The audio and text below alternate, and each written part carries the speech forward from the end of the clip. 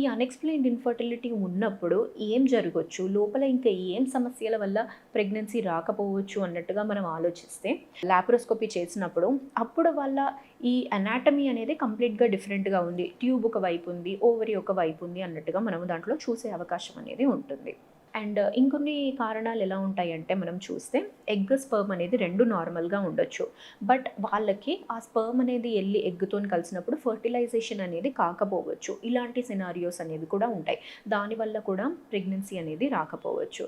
So, ఇవన్నీ అసలు బేసికల్‌గా ఎలా తెలుసుకుంటాము అనేది చూస్తే మనకి ఎటువంటి టెస్ట్ అనేది కూడా దీనికి ఉండదు.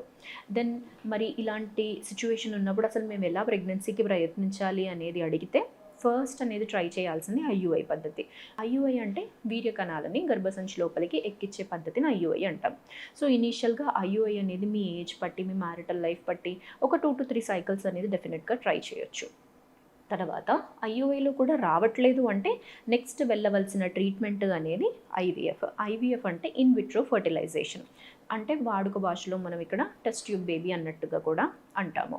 సో, ఇలా మనం స్టెప్ బై స్టెప్ అనేది చేసుకుంటూ పోతే అట్ సమ్ లెవెల్ డెఫినిట్‌గా ప్రెగ్నెన్సీ అనేది వస్తుంది. బట్ ఎక్కడ మనము ఎలా ఎళ్ళాలి అనేదే ఇంపార్టెంట్.